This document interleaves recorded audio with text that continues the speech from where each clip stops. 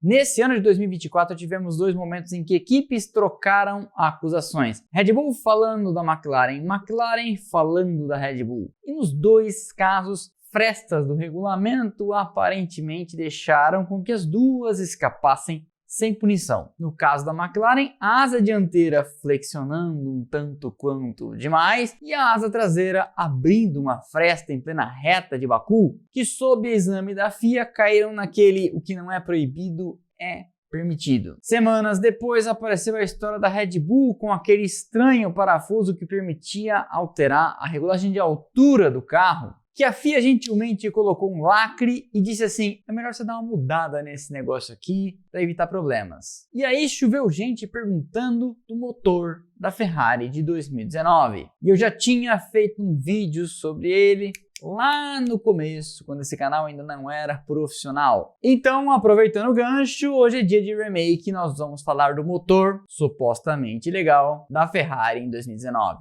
Vamos lá!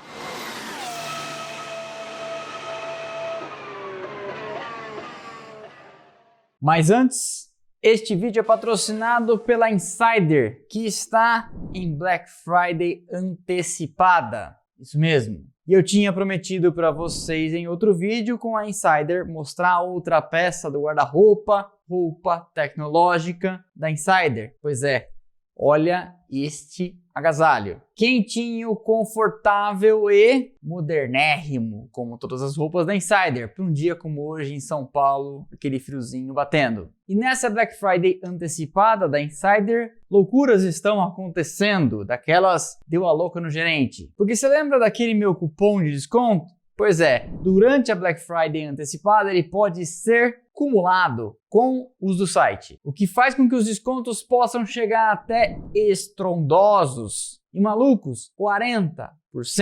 Portanto, não é loucura do gerente, loucura é não entrar nessa. Até 40% de desconto você tem que convir que é daqui, ó, como diria minha mãe. Portanto, não vacila, pega meu cupom, corre lá e se você for pelos meus links que estão fixos na descrição e no primeiro comentário deste vídeo, você já cai direto dentro do site deles com o cupom sendo aplicado. Corre lá, não marca bobeira, garanta sua roupa tecnológica da Insider em descontos que estão uma loucura. Beleza? Então é isso. Seguimos. O nome Ferrari e o conceito muita potência de motor é uma coisa interligada tão profundamente que seria inimaginável alguém suspeitar de um motor Ferrari potente demais, certo? Em 2019, um motor surpreendentemente potente demais da Ferrari, empurrando os carros de Leclerc e Vettel, começou a chamar a atenção lentamente das adversárias no paddock. E aí você sabe como é que é, uma fofoca aqui, uma fofoca ali, alguém falando alguma coisa, Christian Horner, Toto Wolff, outras equipes, todo mundo franzindo a testa por uma evolução meio fora da curva da potência daquele motor. Mas, igualmente ao vídeo das trapaças em que eu disse, nós estamos falando aqui das que foram descobertas, esse da Ferrari só veio à tona porque depois que tudo aconteceu, e as suspeitas já tinham caído no esquecimento porque a temporada terminou, um acordo confidencial entre a FIA e a escuderia italiana foi feito. Foi feito e tinha que ser divulgado. Mas pensaram então, e se a gente divulgar quando ninguém mais estiver prestando atenção? Pois é. Vamos começar então do começo. No começo da temporada de 2019, a Ferrari dominou a pré-temporada até o último dia. Foram 2 turnos de 4 dias em Barcelona. No primeiro deles, a Ferrari andando com folga na frente. Na segunda rodada, a Mercedes apareceu com um carro atualizado e no último dia, Vettel fez o primeiro tempo, mas Lewis Hamilton colocou a Mercedes a menos de um décimo atrás. Todo mundo pensou então, depois de 2017 e 2018 batendo na trave, agora a Ferrari vinha para dar a Vettel o título tão sonhado, né? Então, Não, porque quando a temporada começa em Albert Park, na Austrália, a Ferrari recebe uma ducha de água fria. Bottas e Hamilton somem na frente, Max Verstappen fica à frente de Vettel também, que é incomodado pela outra Ferrari de Leclerc, cruzando a linha de chegada 1 minuto atrás da ponta. De repente, então, todo mundo ficou na dúvida, o carro era muito bom e teve só um momento ruim na Austrália ou eles tinham errado. Na segunda etapa no Bahrein, a Ferrari classifica os dois carros na primeira fila, Leclerc em primeiro, Vettel em segundo. Leclerc liderava a corrida, Vettel tinha uma prova de pesadelo lá atrás e então, a poucas voltas do final, o monegasco começa a diminuir o ritmo e é ultrapassado pelas duas Mercedes, chega em terceiro, mas ficava claro ali que eles tinham perdido uma vitória praticamente certa. E é nesse final de semana, nas longas retas do Bahrein, que Christian Horner comenta pela primeira vez que eles tinham observado uma evolução de velocidade do carro da Ferrari anormal. Surge então aquela pulguinha atrás da orelha no pessoal da Red Bull e eles começam a investigar. Aqui cabe fazer uma retrospectiva porque o regulamento de motores na época, muito parecido com o de hoje, era aonde a Ferrari tinha encontrado uma fresta, supostamente. Na transição de 2013 para 2014, os motores de Fórmula 1 deixaram de ser V8 2.4 litros aspirado e mudaram para V6 1.6 litros turbo híbrido com recuperação de energia. Falei muita coisa sobre motores neste vídeo aqui. Link na descrição. O objetivo era tornar a Fórmula 1 mais atrativa para as fabricantes e na época a Volkswagen já esteve envolvida nas discussões da regra, querendo entrar na Fórmula 1, a gente sabe não entrou e só entrará com a Audi em 2026, mas dependente das grandes fabricantes, a Fórmula 1 faria o que fosse possível para continuar relevante para o mercado automotivo. E não dá para dizer que não deu certo, na época Ferrari, Mercedes e Renault forneciam motores e hoje nós temos um número bem maior. Em 2026, Mercedes, Ferrari, Honda com a Aston Martin, Ford com a Red Bull Powertrains, Audi, a Alpine vem em 2028, provavelmente vendida para Cadillac, e a gente sabe, a Toyota anda rondando também a Fórmula 1. Pois bem, o foco em eficiência energética, deixando a Fórmula 1 mais ambientalmente sustentável, esbarrava numa dificuldade. Como fazer com que os carros efetivamente gastassem menos combustível? Porque na era anterior do turbo, vimos equipes com motores que faziam menos de 1 km por litro. Pois bem, uma solução foi pensada. Diminuir o tanque, forçando a diminuição do consumo, proibindo o reabastecimento e adotando um fluxômetro de combustível. Fechando por todos esses lados, não tinha como escapar e só consumindo menos e melhorando a recuperação de energia que os carros conseguiriam fazer a distância de um grande prêmio com apenas 100 kg de combustível por hora. Por que quilos? Bem, porque isso já foi objeto de trapaça no passado. Litro é uma medida de volume, então se você resfria a gasolina, cabe mais combustível dentro do mesmo tanque. Enfim, já contei essa história por aqui. O fluxômetro de combustível era então um equipamento padrão,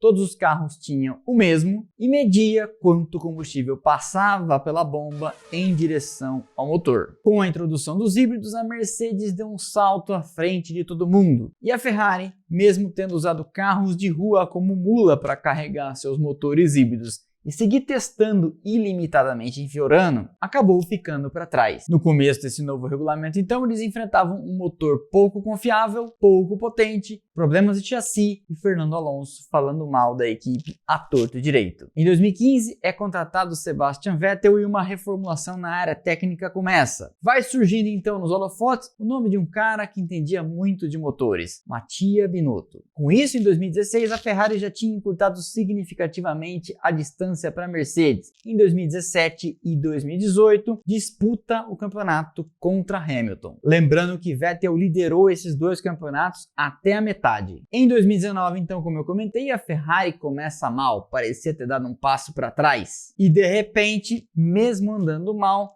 começa a despertar suspeita das adversárias. Analisando as velocidades dos carros vermelhos em reta, e toda a equipe tem acesso aos dados de GPS dos carros das adversárias, eles percebiam que em dado momento o carro tinha um salto de velocidade.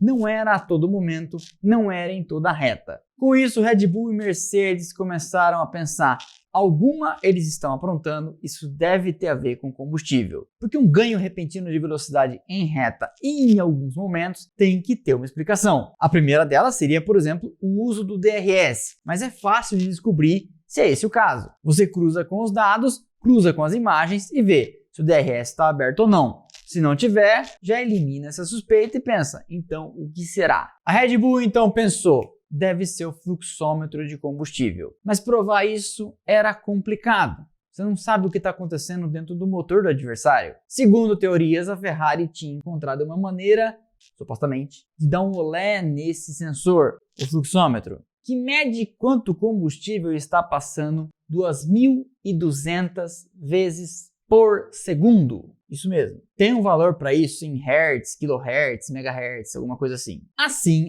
supostamente, a bomba aumentaria o envio de combustível para o motor quando o sensor não estivesse olhando.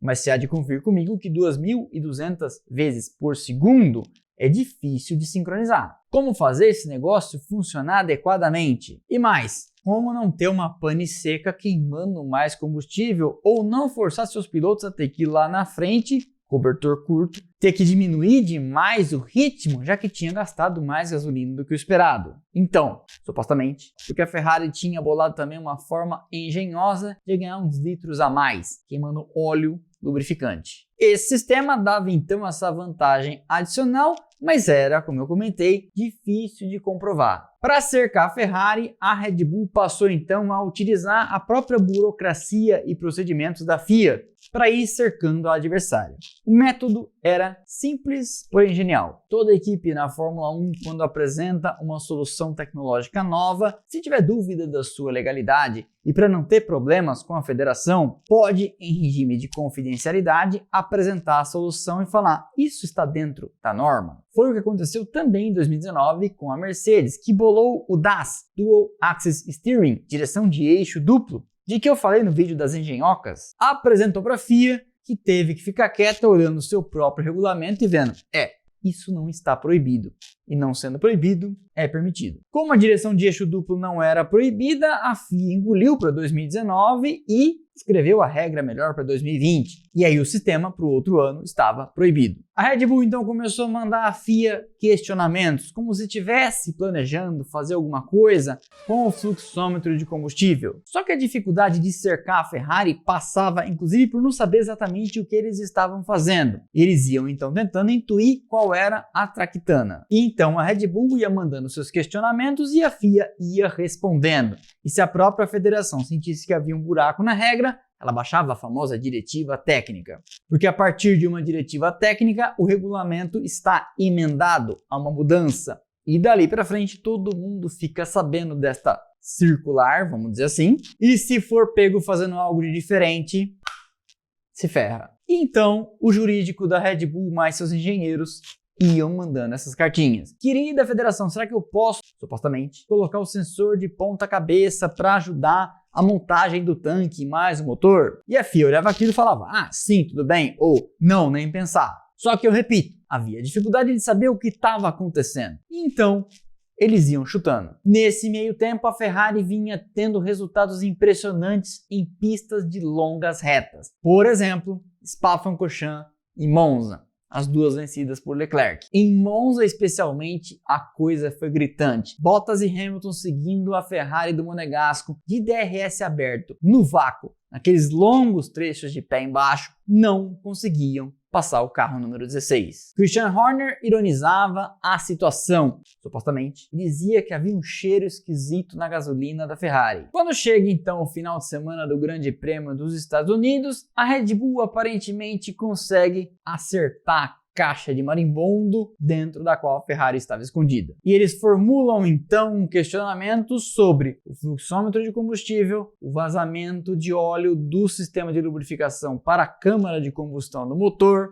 e pegam os italianos. Pois bem, mas o que estava, supostamente, acontecendo? Essa é a parte genial. Binotto e seus aprendizes de motoristas, como dizem os italianos, motorista na tradução para o idioma deles não é o cara que dirige, e sim o cara que faz motores, tinham conseguido fazer o sensor que comanda a bomba de combustível conversar com o sensor do fluxômetro, supostamente, fazendo então com que a bomba pulsasse quando o sensor não estava lendo. Era uma questão de alternância de pulso eletromagnético na bomba. Mas, se há de convir comigo, algo extremamente complexo de sincronizar, fazer funcionar sem quebrar e em altíssimo desempenho como no motor de um carro de corrida. Pois é, trabalhoso, mas eles conseguiram. Com isso, quando queriam, supostamente, Leclerc e Vettel podiam acionar essa potência a mais e fazer então entrar na câmara de combustão do motor mais combustível, ajudado ainda pelo óleo lubrificante. A parte do óleo lubrificante, evidentemente, precisou de pesquisa de laboratório para que conseguissem fazer um óleo que funcionasse dentro da câmara de combustão de um carro de corrida. Mas eles conseguiram. Quando no Grande Prêmio dos Estados Unidos a diretiva técnica é baixada respondendo ao questionamento da Red Bull e vedando brechas que falavam então sobre o fluxômetro e essa queima do óleo lubrificante, repentinamente a Ferrari desaba de desempenho. Christian Horner e Toto Wolff passam então a tirar uma onda com a cara da Ferrari dizendo: puxa vida, essa pista tem longas retas, a gente achou que vocês iam andar bem. E Mattia Binotto, Vettel e Leclerc saíam-se com: mudamos nosso pacote aerodinâmico, estamos tendo muito problema com arrasto. Pois bem, mas como a história toda foi descoberta se você disse pra gente que o acordo era confidencial? Então, durante a pré-temporada de 2020, antes da pandemia, quando aquela parecia que ainda seria uma temporada normal, no último dia, faltando 15 minutos para o fechamento da pista lá em Barcelona, no quadro de avisos é fixado um documento da FIA formalizando um acordo confidencial com a Ferrari, porque aquela formalização precisava ser feita de alguma forma, e então pensaram: quando ninguém mais estiver olhando, a gente coloca no quadro de avisos e tudo passa em brancas nuvens. Então, talvez não. Porque alguém viu, aquilo caiu na boca da imprensa e aí o mundo inteiro soube que a Ferrari e a FIA tinham fechado um acordo em segredo. E aí chegamos no ponto de: e por que não puniram a Ferrari e não tomaram as vitórias do Leclerc em Spa e Monza? Por quê? O que não é proibido é permitido. Todos são inocentes até que se prove o contrário. Ou, como diz o artigo 1º do Código Penal, não há crime sem lei anterior que o defina. Porque a história era a seguinte: supostamente, a Ferrari estava explorando essa brecha de mandar mais combustível quando o sensor não estivesse olhando e queimar óleo lubrificante, porque o regulamento não ia nesse nível de detalhamento. E enquanto o regulamento não falava nada sobre aquilo, coisa que a diretiva técnica de Austin alterou, eles podiam, supostamente, seguir fazendo, porque não era crime, não era proibido. Não tinha lei anterior que o definisse. Mas o recibo foi passado no acordo confidencial. E aí no ano seguinte, em 2020, a Ferrari, que àquela altura, no final do ano, já estava com o carro pronto, teve que assinar o acordo abrindo mão do super motor de foguete, teve um tombo de desempenho, porque, supostamente, tinha pensado ao longo de 2019. Temos esse baita desse motor, podemos então abrir mão de um pouco de velocidade em reta, carregar um pouco mais de downforce, que resulta normalmente em mais arrasto, mas a gente não vai ter problema porque nas pistas de muita alta velocidade o motorzão faz o seu trabalho. Só que aí, quando é chamada pela FIA para conversar, o carro estava pronto, ficou sem o motor e o tombo de desempenho foi evidente. Quem também sofreu com isso foram as clientes da Ferrari, Haas e Alfa Romeo, que em 2020 andaram muito mal. Se eles, as outras duas, tinham aquilo ou não em 2019, a gente não sabe. Mas que essa, supostamente, foi mais uma trapaça que veio quase inteira aos olhos do público, virou motivo de chacota, mas acabou não levando uma punição drástica, como a perda das vitórias. Isso sim, a gente sabe. E como sabe?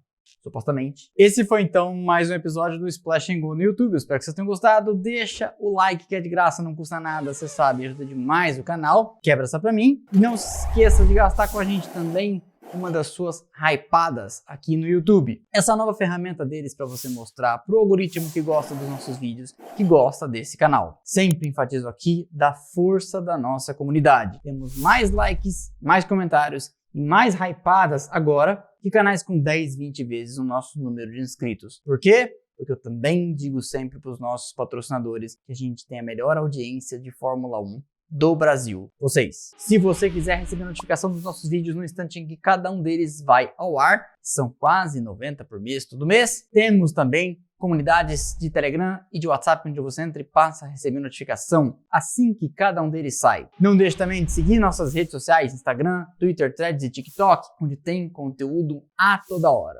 beleza? Então é isso, valeu e aquele abraço.